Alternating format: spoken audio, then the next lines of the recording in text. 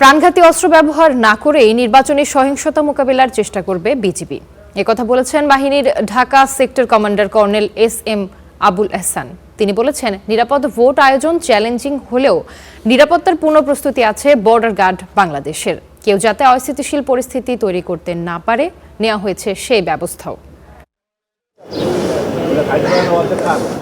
আর মাত্র 12 দিনের মাথায় জাতীয় সংসদ নির্বাচন।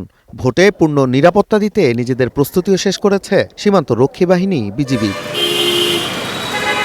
নিরাপদ পরিবেশ নিশ্চিতে এরই মধ্যে দেশের বিভিন্ন স্থানে মোতায়েন রয়েছেন বাহিনীর সদস্যরা।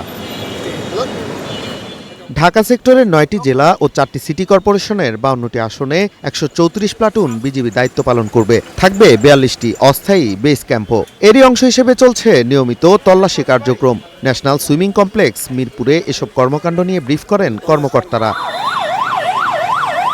রাজনৈতিকভাবে নিরপেক্ষ ভূমিকায় থেকে কাজ করতে সব ধরনের প্রস্তুতি নেওয়ার কথা বলা হচ্ছে বাহিনীর তরফে। তারা জানাচ্ছেন, বডি অন ক্যামেরা থাকবে, প্রয়োজনে নজরদারিতে ব্যবহার করা হবে হেলিকপ্টার।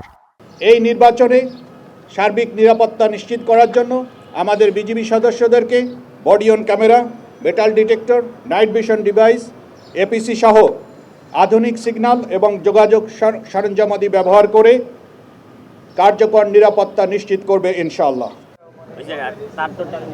তবে সহিংসতা মোকাবেলায় কি করবে বিজিবি জানতে চাইলে বিজিবির এই কর্মকর্তা বলেন, প্রাণঘাতী অস্ত্রের ব্যবহার ছাড়াই পরিস্থিতি নিয়ন্ত্রণের পরিকল্পনা করছেন তারা।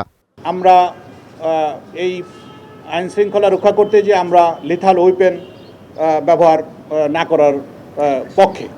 ভোটের মাঠ অনুকূলে রাখতে সারা দেশে কাজ করছেন বিজিবির 37,000 সদস্য। এছাড়া জরুরি পরিস্থিতিতে সাড়া দিতে সক্রিয় আছেন বাহিনীর র্যাপিড অ্যাকশন টিম র্যাটো। Nazmul Hasan, star news, Dhaka.